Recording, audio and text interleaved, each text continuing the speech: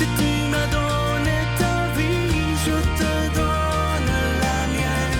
Dans le froid de la nuit, mon cœur t'appartient. Et quand la tristesse arrive, je sais tu es là, toujours près de moi. Bon lundi, bienvenue à votre émission de la Victoire de l'amour. J'espère que vous allez bien cette belle journée de l'Action de grâce. Aujourd'hui, j'aimerais qu'on prenne le temps de, comme c'est l'Action de grâce, évidemment, ça veut dire rendre grâce, dire merci. C'est la journée aujourd'hui pour dire des merci. Vous allez me dire que dans la situation qu'on est présentement, il y a certaines personnes qui trouvent ça très difficile de dire merci à Dieu, de dire merci à la vie, parce qu'on vit des moments qui ne sont pas faciles.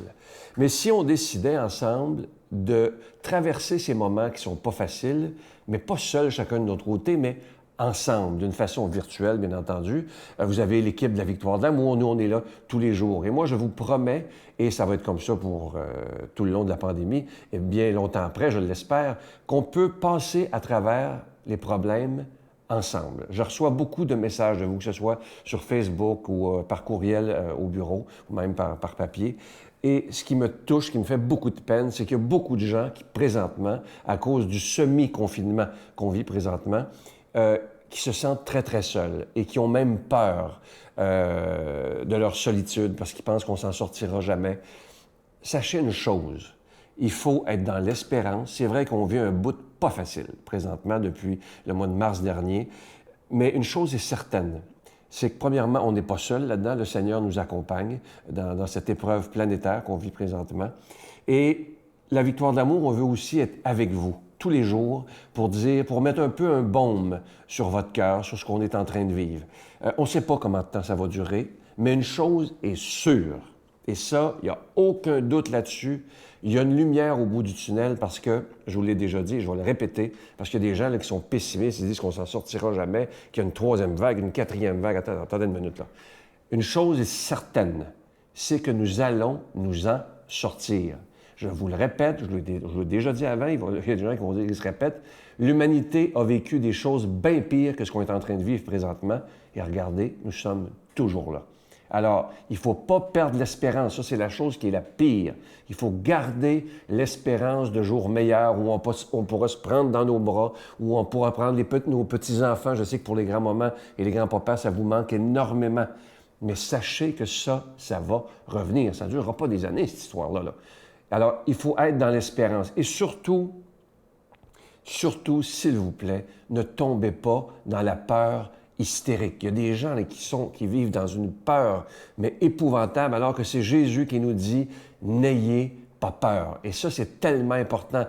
Peu importe les situations qu'on vit dans la vie, si on a le Christ en nous, si on a Jésus qui nous habite, nous n'avons rien à craindre. Évidemment, il n'y a rien de magique. Il faut suivre les consignes. L'autre fois, il faut que je vous dise, je t'ai reçu des bêtises parce que j'avais osé dire aux gens ici à la télé, portez vos masques, suivez les consignes du gouvernement. Oh là là, c'est rendu dangereux de dire ça. Mais je le répète, je pense qu'il est important de suivre ce que le gouvernement nous dit. Il faut mettre les masques, il faut mettre les masques. De toute façon, on ne les met pas toute la journée, là. Tu sais, c'est juste pour aller à l'épicerie, à la pharmacie, bon, ces choses-là. Il n'y a pas de drame. Imaginez les médecins, les infirmières qui ont ça toute la journée sur eux, comment c'est chaud, comment c'est sûrement pas facile. Alors, au lieu de se plaindre, faisons ce qu'on nous dit, et plus on fera ce qu'on nous dit, plus vite on va s'en sortir. Et les anti-masques, ne m'écrivez pas, s'il vous plaît, parce que là, ça donne rien, il y a tellement une guerre avec ça. Mais là, je m'adresse aux gens de la Victoire de l'amour. Surtout, n'ayons pas peur, et c'est certain que le soleil va se lever, il s'est toujours levé, et il y a toujours une lumière au bout du tunnel, et moi, je vous le dis, on va s'en sortir.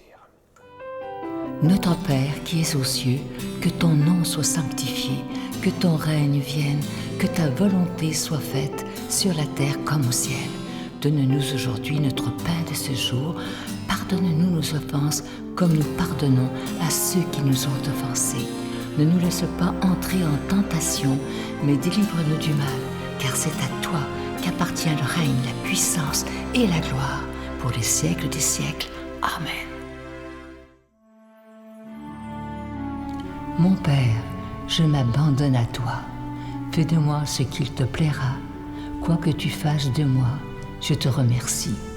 Je suis prête à tout J'accepte tout, pourvu que ta volonté se fasse en moi, en toutes les créatures. Je ne désire rien d'autre, mon Dieu. Je remets mon âme entre tes mains.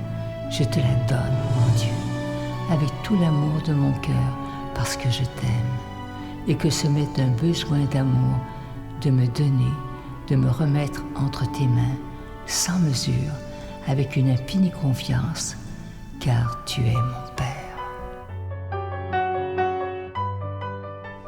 Je suis tellement content de vous parler du cadeau du mois d'octobre. Il s'agit de mon nouveau livre dont je suis très fier, je dois vous dire. J'y ai mis tout mon âme, tout mon cœur. Il s'agit d'un livre sur les anges. Vous savez que le mois d'octobre est le mois des anges gardiens. Leur fête était le 2 octobre dernier. Alors, le titre du livre, « Les anges messagers de Dieu, découvrez l'ange qui vit avec vous ». Dans ce livre-là, premièrement, il est très facile à lire. Il n'y a rien de compliqué. Il est écrit en gros caractères et je vous donne même des exercices tout simples.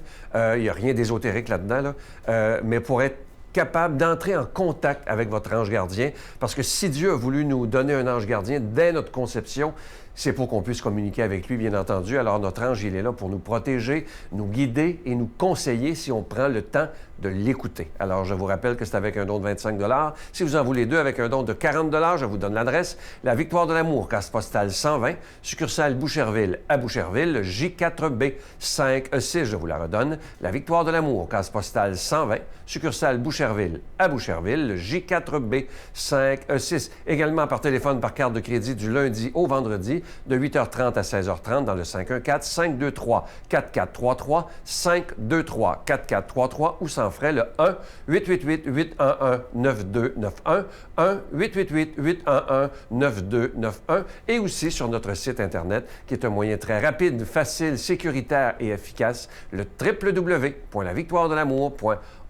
Alors, je vous rappelle le titre, « Les anges messagers de Dieu, découvrez l'ange qui vit avec vous ». Merci de tout mon cœur de votre grande générosité.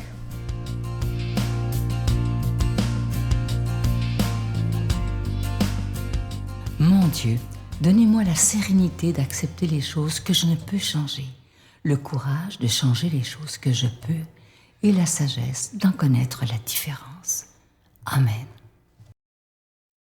Aujourd'hui, la parole de Dieu est proclamée par notre ami, il est aumônier à la prison de Bordeaux, Stéphane Roy.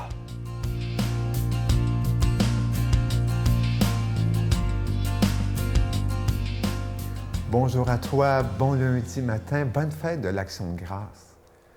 Évangile de Jésus-Christ selon saint Luc. Comme la foule s'amassait, Jésus se mit à dire « Cette génération est une génération mauvaise. Elle demande un signe, mais en fait de signe, il ne lui sera donné que celui de Jonas. Car Jonas a été un signe pour les habitants de Ninive. Il en sera de même avec le Fils de l'homme pour cette génération. Lors du jugement, la reine de Saba se dressera en même temps que les hommes de cette génération, et elle les condamnera. En effet, elle est venue de l'extrémité du monde pour écouter la sagesse de Salomon. Et il y a ici bien plus que Salomon. Lors du jugement, les habitants de Ninive se lèveront en même temps que cette génération, et ils la condamneront. En effet, ils se sont convertis en réponse à la proclamation faite par Jonas.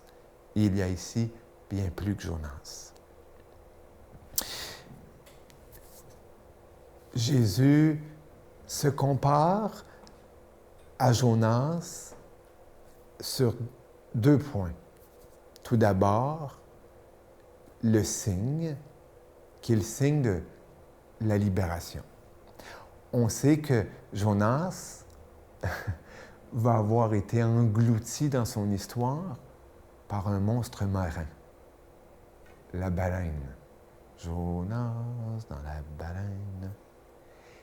Eh bien, Jésus va se comparer à Jonas dans le signe qui va être celui de la libération, non pas du monstre marin, mais de ce monstre ultime qui est la mort, symbolisé par le tombeau. Et Jésus, en réponse à cette quête de signes de cette génération, de ses interlocuteurs, va les amener à dire, vous voulez un signe, vous en aurez un. Et c'est celui de la libération.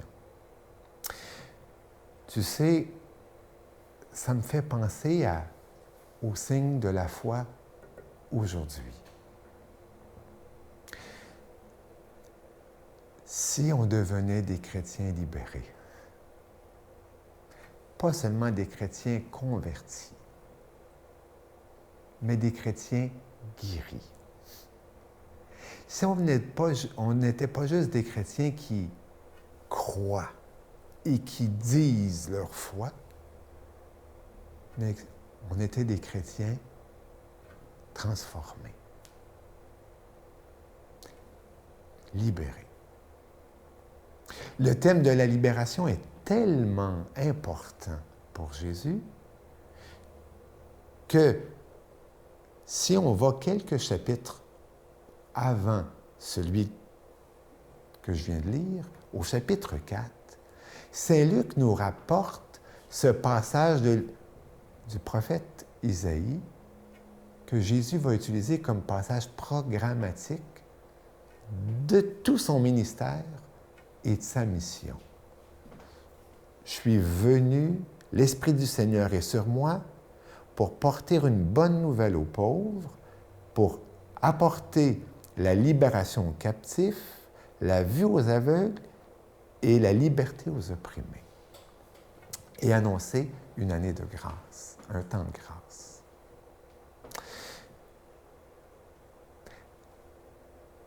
Je crois que c'est une interpellation fondamentale aujourd'hui, justement, à passer de la foi idée à la foi vécue. Une foi qui, justement, nous amène sur le véritable chemin qui est la transformation de notre être. L'autre signe, ou l'autre comparaison plutôt, que Jésus va utiliser avec Jonas, c'est, il y a le signe tout d'abord, il y a la proclamation. Jonas a été prophète, Jonas a prêché et Jésus prêche. Et l'essence de cette prédication, de ce message, c'est la conversion. On sait que Jonas va avoir prêché la conversion aux gens de Nénive et que Jésus prêche la conversion. La conversion, tu le sais, mon ami, c'est ce retournement. C'est ce changement d'attitude. D'une parole qui enferme à une parole qui libère. Que le Seigneur te bénisse et je lui demanderai qu'il fasse de toi aujourd'hui une bénédiction pour les autres. Amen. Je vous salue Marie, pleine de grâce. Le Seigneur est avec vous. Vous êtes bénie entre toutes les femmes, et Jésus, le fruit de vos entrailles, est béni. Sainte Marie, Mère de Dieu, priez pour nous pauvres pécheurs, maintenant et à l'heure de notre mort. Amen.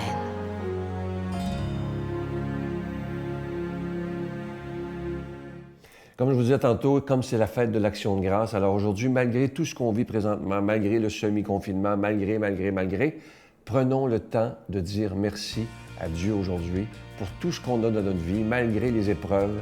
Il y a toujours dans une journée, même si elle n'est pas toujours belle, il y a toujours des beaux moments dans une journée. Il faut rester l'œil ouvert parce que ça ne se peut pas que toute une journée, ça aille mal. Alors, prenons le temps de regarder ce qu'il y a de bon dans notre vie. Et qu'est-ce qui a été beau dans la dernière année aussi? Il n'y a pas juste le confinement, il y a eu des belles affaires. À demain. La mort, pour moi, c'est aussi le papillon qui passe au-dessus de la chenille. Puis que la chenille était fatigante. Qu'est-ce que tu fais là? Ben, regarde, j'étais comme toi avant. Et je suis devenu... voyons là. Ayez toujours un bon sourire et fermez votre parapluie. Et vous pourrez bientôt voir luire le soleil à travers la pluie.